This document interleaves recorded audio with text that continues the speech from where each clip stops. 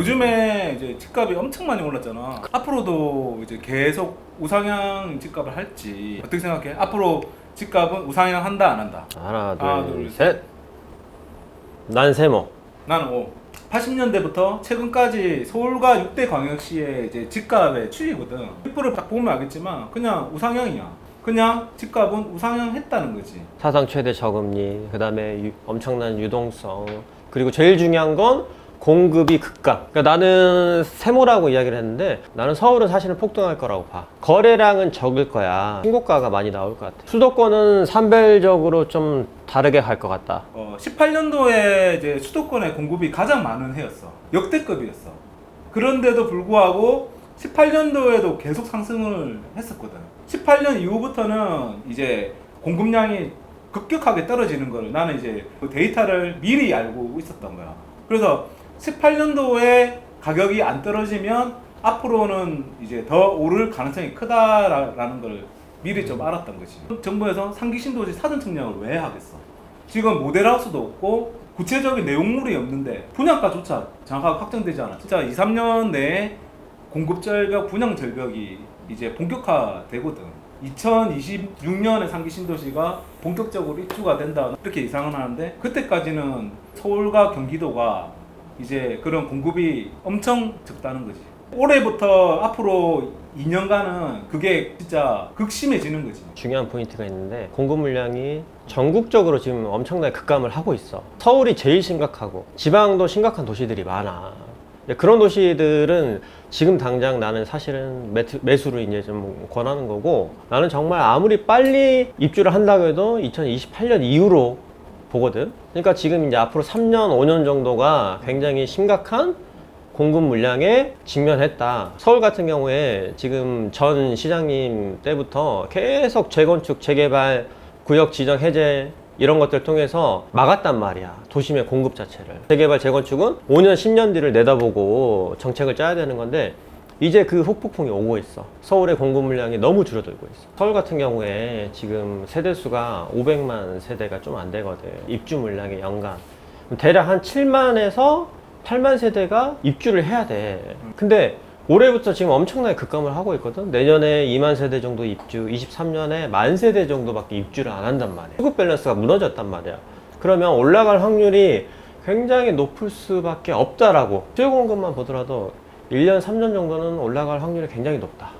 꾸준히 그냥 우상향하는 그런 시장이 당분간은 뭐 계속 되지 않을까? 주택의 가격대별로 판단을 하면 제일 많이 오를 것 같은 아파트는 사실은 6억 이하야. 지금 대출 규제도 풀어줬고 지금 시장의 실수요자들이 가장 중심이 되는 게 30대잖아. 그런 30대들이 9억, 15억짜리 아파트 사기가 쉽지 않잖아. 그럼 현실적으로 고민할 수 있는 게 소형 아파트거든. 6억 이하의 아파트가 상승은 가장 많이 할 것 같고 3년 정도는 그래도 전국적으로 우상향할 확률이 굉장히 높지 않나 라는 조심스러운 예측을 해봐. 우리나라에서 이제 가격이 떨어진 이제 케이스는 두 가지 케이스밖에 없었어. 그게 첫 번째는 IMF 그리고 리먼 브라더스 사태처럼 거시경제에 엄청난 위기 왔을 때. 그러니까 이때는 실무 자산까지 다 무너졌던 거야. 앞으로 뭔가 코로나 상황이 장기화를 간다든지 진짜 세계 공황이 온다든지 거시적인 위기가 오는 순간이 하락할 거라 보고 과거의 데이터를 보면 그게 최대 평균적으로 떨어져도 10에서 20% 정도 하락이 있을 수가 있고, 두 번째는 이제 최대 엄청난 공급이 많이 됐을 때거든. 그 1기 신도시 노태우 대통령 때 200만 세대 될 때 그때 이제 수도권 주택 시장이 확 떨어졌었거든. 지금 이제 1, 2년의 단기적인 하락이 혹시나 올 수 있지 않냐라는 이야기를 했잖아. 근데 방법이 하나 있긴 해. 지금 공급이 부족하잖아. 공급을 늘릴 수 있는 거는 현재 주택을 갖고 있는 다주택자들이 매물을 쏟아내게 하면 맞아. 집값은 바로 떨어져. 그런 정책이 딱 하나 있어. 양도세 중과 배제를 시켜주면 돼. 양도세를 완화시켜주면 돼. 지금 조정지역에 다주택자들이 최대 양도세가 지방세 포함하면 80% 가까이 돼. 그러니까 내가 매도 차익이 10억이어도 세금을 8억을 내야 돼. 그러면 누가 그거를 쉽게 매도를 할 수 있을까? 매도를 못 한단 말이야. 양도세 중과 정책을 일시적이나 한시적으로 폐지를 시켜주면 매물이 쏟아지게 돼 있어. 다주택자들이. 그러면 일시적으로 하락은 무조건 오게 돼 있어. 중요한 거는 정부에서 과연 이 정책을 펼칠 수 있겠느냐. 나는 솔직히 불가능하다고. 2005년, 6년에 기준금리가 엄청 낮거든. 올라갔지. 지금은 0.5%인데 그때는 기준금리가 한 3에서 4% 정도? 그리고 2008년도 어. 같은 경우에는 기준금리가 5%까지 올라갔으니까 그렇지. 대출금리가 거의 한 6에서 7% 정도 됐을 거야. 2000년대 중반이면 엄청난 상승장이란 말이야. 기준금리가 갑자기 올라간다고 해서 물론 영향이 있겠지만 이게 집값의 하락에 굉장히 큰 요인을 차지한다라고 보기도 좀 어려운 부분이 있지. 금리 인상은 확실히 주택 가격에 있어서는 하락 요인 중 하나긴 한데 정의 비례관계는 안 가가지고 있다는 거지.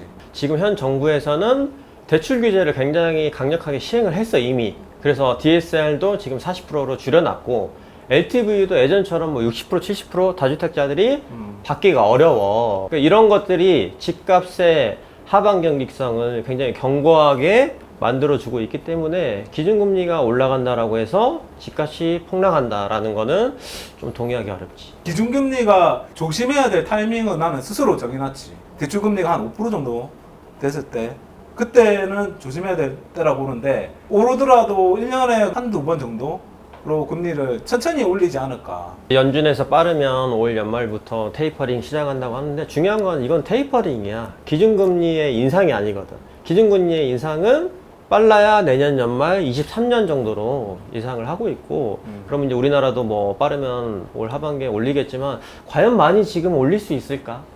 코로나 때문에 자영업자들 이렇게 힘들고 그런 상황에서 모든 금리의 시초가 되는 기준금리를 과연 많이 올릴 수 있을까라는 데는 좀 의문이 생기는 거지. 작년에 이제 전임 국토부 장관께서 뭐 30대 연끌한 사람들 안타깝다라고 하셨는데 정말 안타까운 거는 그때 연끌을 안 하신 못한 분들이 사람들이 지금 힘들지. 안타까운 상황이지.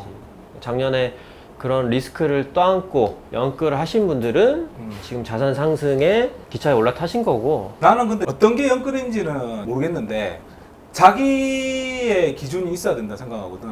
나는 우리가 맞벌이를 하든 뭐 외벌이를 하든 내가 정기적으로 들어오는 돈의 50% 이상은 그냥 안 하는 게 적당한 수준이라고 보거든.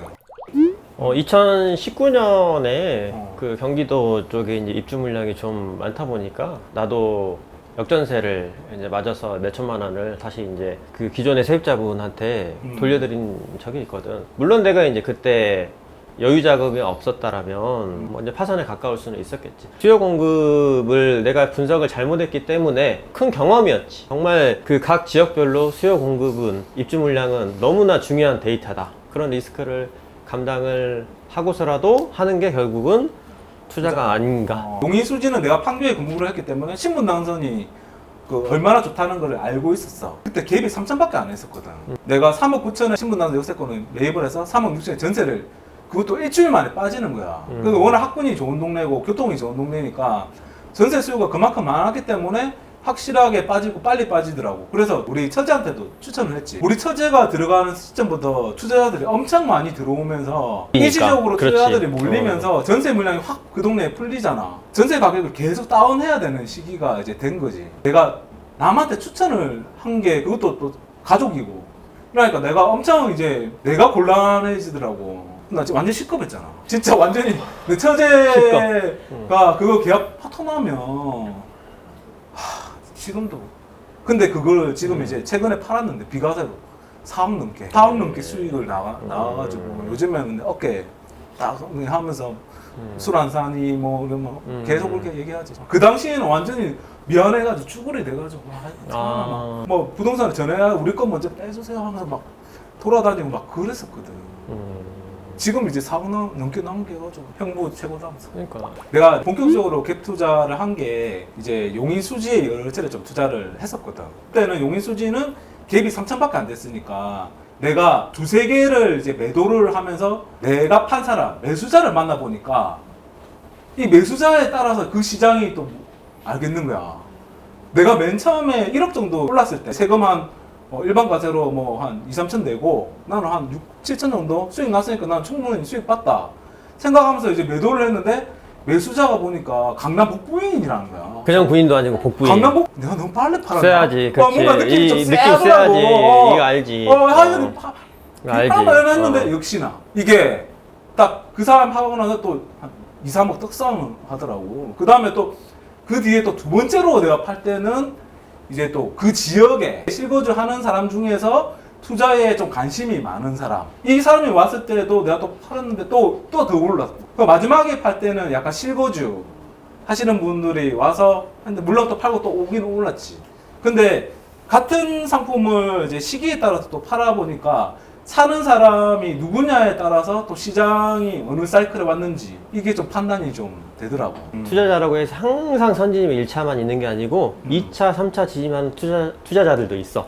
그러니까 이 사람들도 충분히 수익 상승을 노리고 들어오는 거기 때문에 이제 그런 투자자한테 넘기신 거지. 요즘 상황은 이제 패닉 스테잉이라고 하더라고. 팔고 싶어도 팔지도 못하고 사고 싶어도 사지를 못하는 상황이 규제 때문에. 그 중요한 거는 거래량이거든. 거래가 안 된다는 것은 그만큼 거래가 안 된 만큼 에너지가 계속 시장이 누적이 되는 거거든. 어느 시점에 그 한계점이 딱 터져버리잖아. 그러면 갑자기 수요가 팍 늘어나면서 이제 갑자기 이제 막 가격이 팍 오른다든지 그러면 부르는 게 가격인 거지. 호가가 실거래가 되는 거야. 지금 이제 패닉 스테잉 아주 굉장히 위험한 상황이라고. 2, 3년은 집값 어떻게 될까? 폭등하지 않겠어? 폭등은 아니고 우상향은 할 것 같아. 전라도와 경상도를 가로지르는